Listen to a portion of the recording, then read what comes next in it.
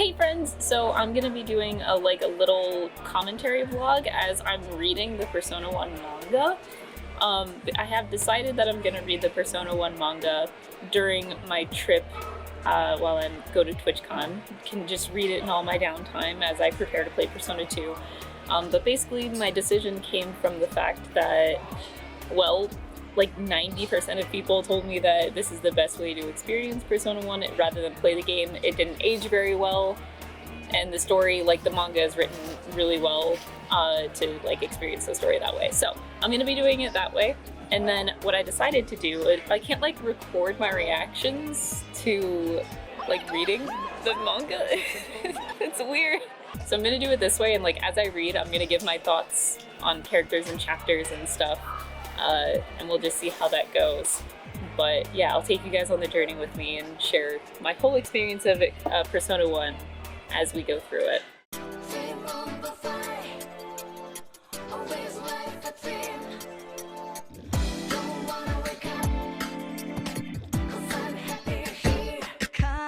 Immediately, whenever I look at the first page, I'm like, these characters all look like a freaking boy band, like a really bad boy band. Hey, that's the butterfly. I know that butterfly. It swooped down and toppled over some blocks. I'm assuming that this guy is the main protagonist, Taodao Noya. I'm so sorry, I'm butchering that really bad. But like, I love his introduction because he's like, I got my ear pierced whenever I was a kid. A kid? How old? And he's like, I was 12 years old. Wow, your mom sure is fashionable. I did it myself.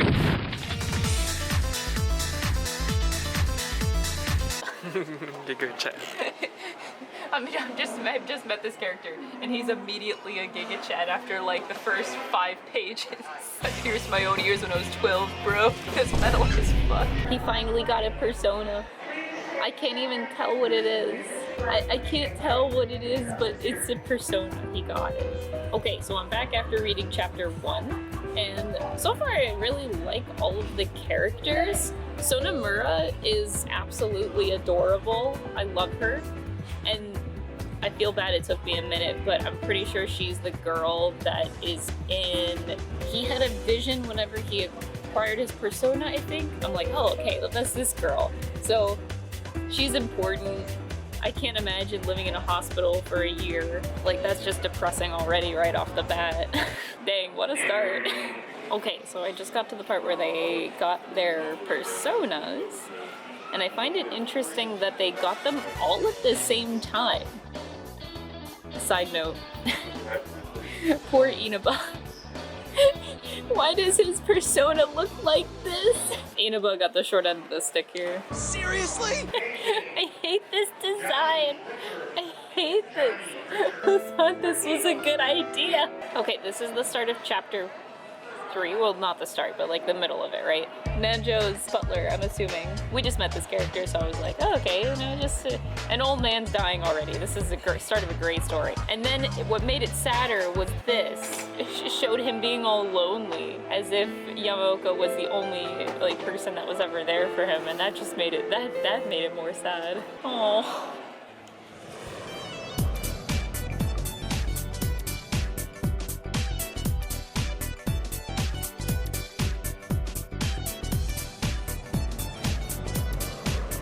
So we watched the Persona concert last night, the first one. We watched day 1 concert, and it was amazing. Oh, the one thing that was really, really cool was that so they had like I'm assuming it was like a Persona 1 medley of music, but I was only able to discern that it was Persona 1 because of the opening cutscene that they had, the visual in the concert.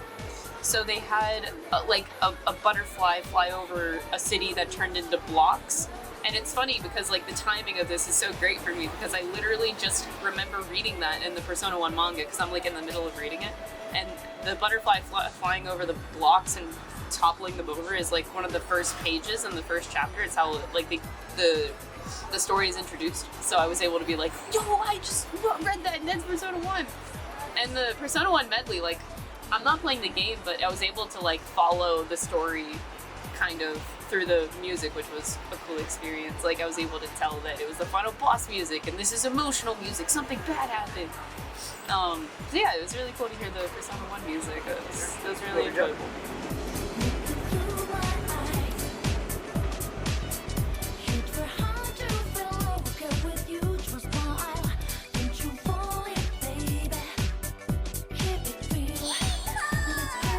I'm still reading next to the koi pond, but this is so funny to me.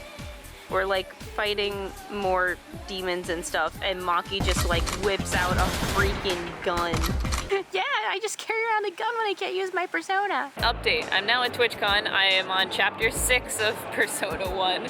It's a little weird. Everybody has a persona, nobody special. Even the characters that we don't care about, everybody just gets a persona. Okay. The other thing that I found, why is there a character called Yousuke? So like, they have Yusuke, they have Yosuke, and now there's Yousuke from Persona 1. They really like this name, so I'm predicting it now. I'm gonna say it now. In Persona 6, we're gonna have a character named Yuwosuke.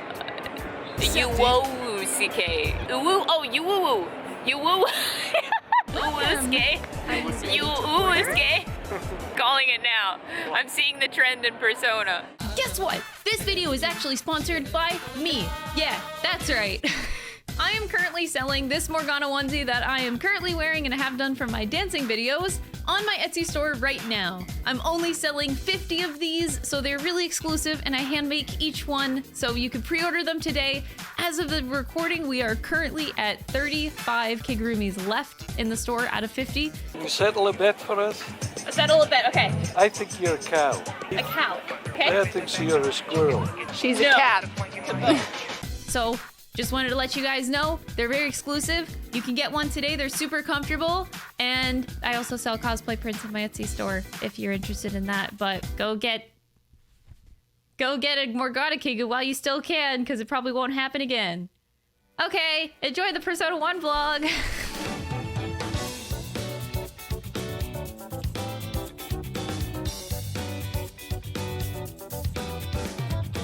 Alright, so the Persona adventures continue along this cliff beach. And in today's section, we find the Justice Arcana and it's Usagi. Why? Why is he the Justice Arcana? He's okay. Reiji Kito is my favorite. Look at his persona though. Oh my god. He got a nice looking persona. I want that. And he'd be nice looking too. Chapter 17 thoughts. Why isn't Kito the Justice Arcana? What's up? Ow! No joke? Okay, as I walk to dinner, I'm gonna speak more about my thoughts. So, this story is like really weird. We go from having two mysterious girls to talking about needing to go to a D slide. And then I love Kito. And now all of a sudden there is there's a harem queen. Do you know about the harem queen? What? Queens now. Okay. Random. It's chapter 22. Of course there's a twin brother. Of course there is. I feel like every crystal theory that I've ever had with any game has had like a twin theory of some sort, and then the one time that I don't make a twin theory, the main protagonist has a twin. Okay. The one time, come on! I hate this so much. In chapter 23 thoughts. This story, it kind of happens so fast, right? So they mentioned earlier that like this is all happening in the span of like 1 to 2 days. Like it's very fast paced. Like I'm not seeing any gaps in time here. And I know it's been mentioned once where it's like, oh, well, we just got back from the hospital 2 hours ago. And it's like, holy crap, so much is happening in like a very short span of time. But it's also weird that like they're also getting their second Persona Awakenings so early. Well, I guess it's not early, it's a short story, but second Persona Awakenings happening already. Everything is just happening so fast in this story. It's very different. They're being forced to level up real fast around here.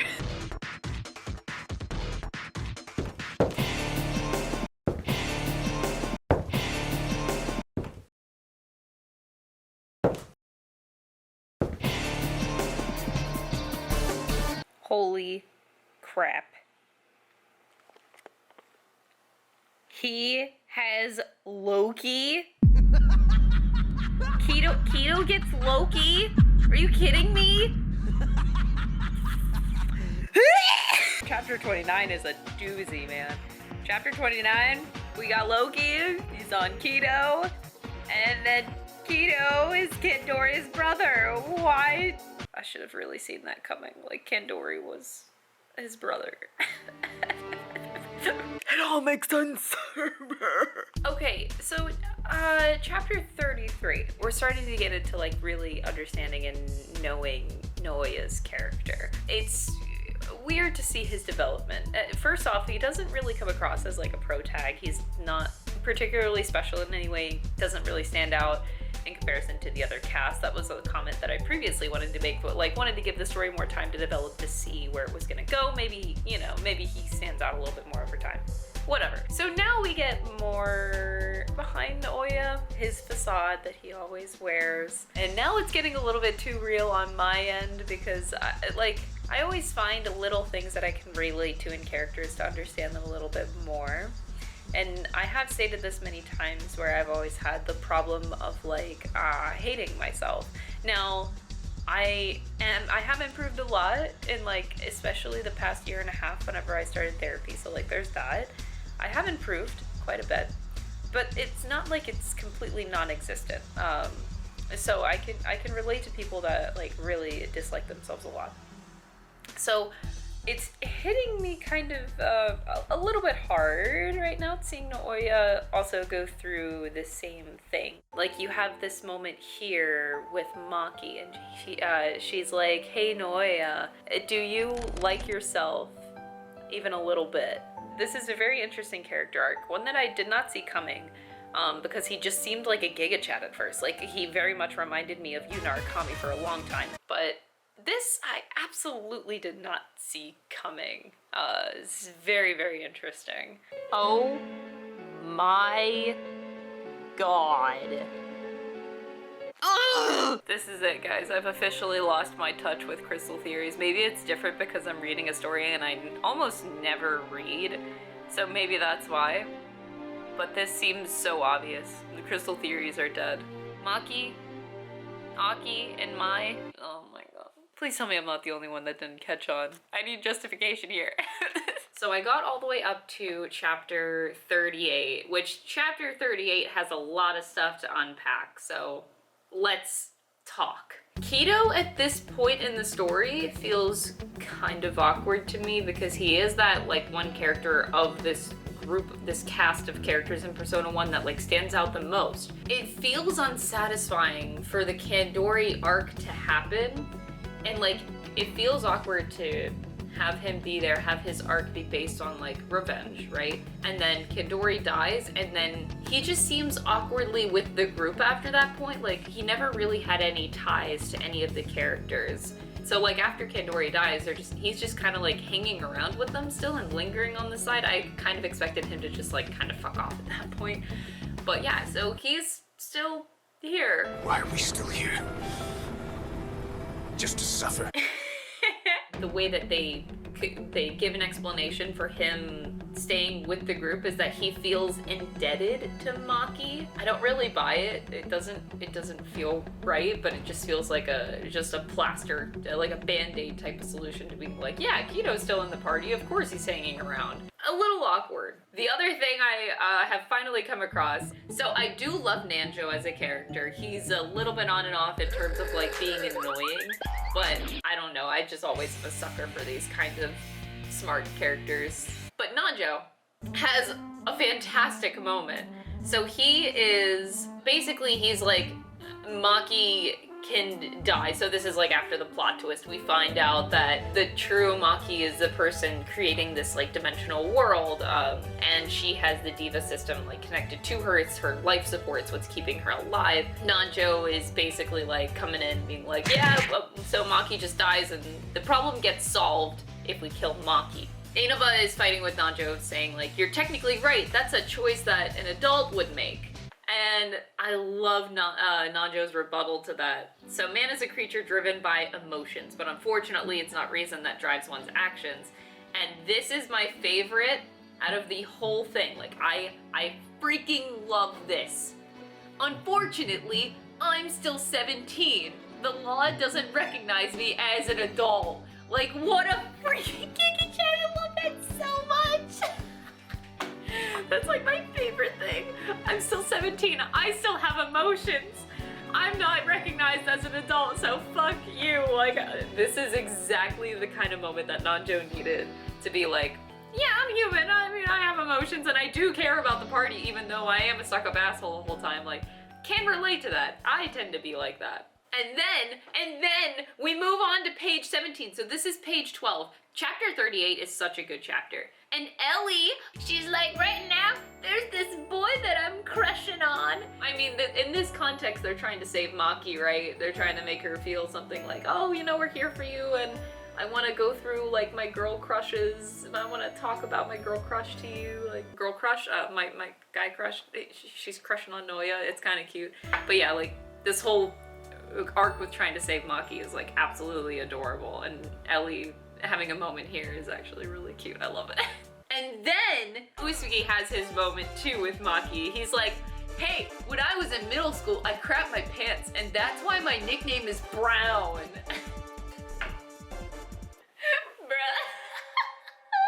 Okay, so I continued reading. I am now on chapter 41, and it became very lewd, very fast. And I mean very lewd, very fast. Okay, so now I'm on chapter 44, which is the final chapter of the story. Final boss fight, Maki versus Maki. It's just a little underwhelming because, like, we're all fighting and, like, it's not even a fight. It's more like a how long can you stay alive kind of thing. It's just a survival while she just goes fucking bonkers. And then, like, you just see them split at the end. I don't know. It's not the same feeling as if, like, your whole party, like, defeats the boss at the end and you feel victorious.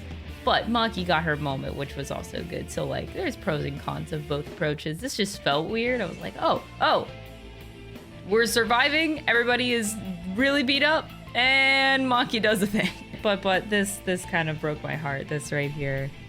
Oh, they cute. But Ellie.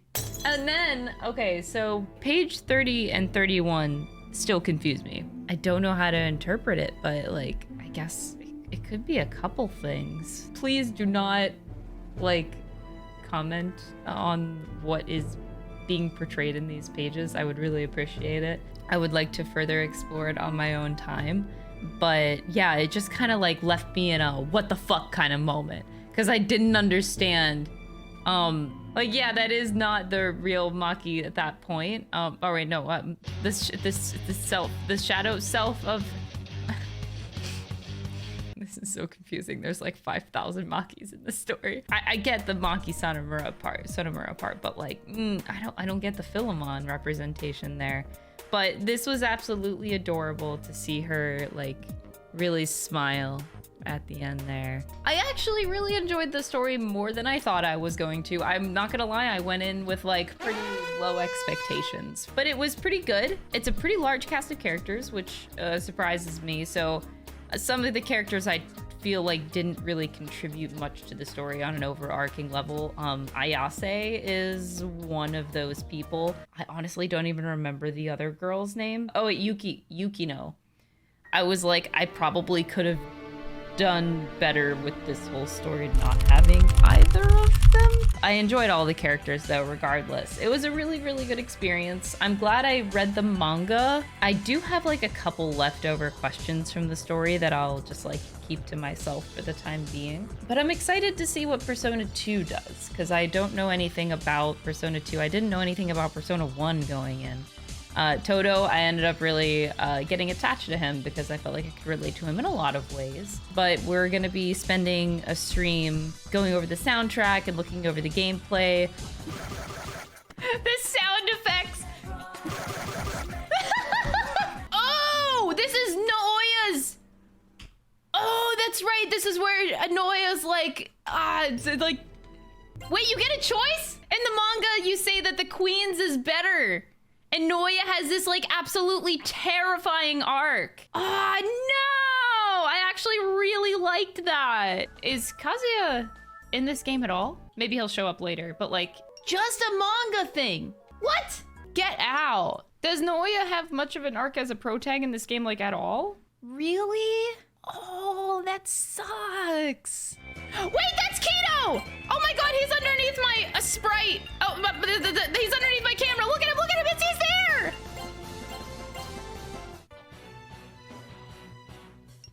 Ryuji comes across as like an add-on character. See, he seems very weird. There's like no impact.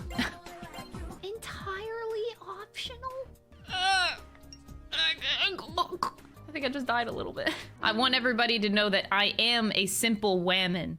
The only reason I like Keto is because the choker and the chain attached to it are really hot, and he doesn't wear a shirt. Like, I'm simple. I just want it to be known. Like, I'm gonna just be honest. Sometimes looks are everything. Jeez. Oh.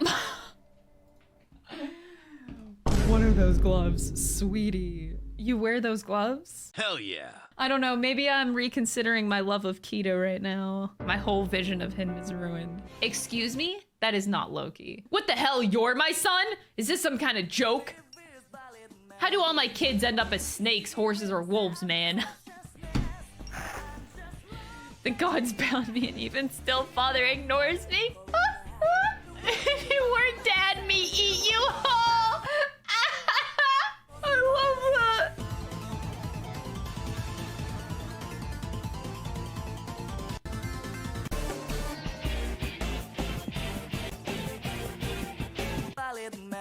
Oh my god. Get out of here! Like, I think this is a fantastic upgrade. If you want to cater to modern audiences, like, you want people to buy your game over time. So I think it's great that they like modernized it to current Persona music so that the game sells more. Like, it's not a bad thing. That like the original, like the PS1 version's fine. It's not bad, but I don't disagree with making it more modern. The original's still good though. I'm not saying it's not. Like, oh my god. That's so different, that's crazy. Like, there is no doubt that this definitely would appeal to the current modern day, like, Persona audience. Which is good. Holy shit. I feel like there wouldn't be that much drama over which soundtrack is better if the game had an option of choosing one or the other. Bringer of Misfortune.